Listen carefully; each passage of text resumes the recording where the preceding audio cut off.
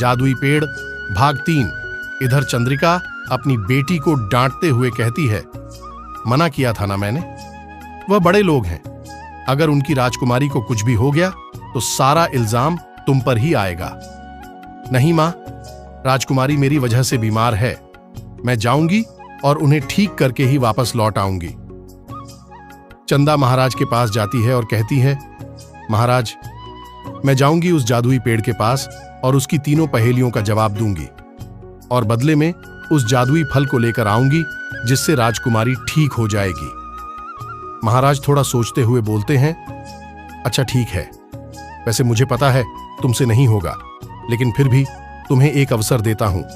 चंदा जंगल में जाती है, उसे वह जादुई पेड़ दिखाई देता है। वह उससे कहती है, हे जादुई पेड़, आप अपनी तीनों पहेलियां पूछिए। जादुई पेड़ एक एक करके तीनों पहेलियों को पूछता है। चंदा थोड़ा देर रुक रुक कर उन सभी पहेलियों का जवाब दे देती है। वह पहली पहेली का जवाब वैद्य जी या गुरु जी, दूसरी का नमक और तीसरी का मोहर या पैसा देती है। यह सुनकर जादुई पेड़ बहुत खुश होता है और अपने जादुई फल को तोड़कर चंदा की झोली में डाल देता है। चंदा अभी भी वहां खड़ी हुई देख रही होती है। जादुई पेड़ कहता है, बेटी तुम अभी गई नहीं?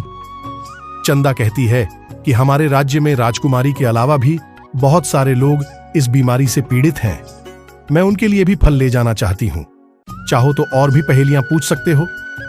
चंदा का ऐसा स्वभाव देखकर जादुई पेड़ बहुत खुश हुआ और उसने पल भर में अपने जादुई फल जमीन पर बिखेर दिए। चंदा ने उन सभी फलों को समेटा और राज्य वापस लौट गई। राज्य पहुंचने के बाद राज्य वैद्य ने उस फल के रस को राजकुमारी के मुंह में डाला और देखते ही देखते राजकुमारी उठ खड़ी हो गई। यह देखकर महाराज और महारानी बहुत खुश हुए। महाराज चंदा से कहते हैं, बेटी मुझे माफ कर दो, मैं तुम्हें समझ नहीं पाया। आज से तुम भी मेरी बेटी हो। अब से मेरी एक नहीं बल्कि दो बेटियां हैं। महाराज चंदा को गले लगाते हैं और राजकुमारी यह सब देखकर बहुत खुश होती है।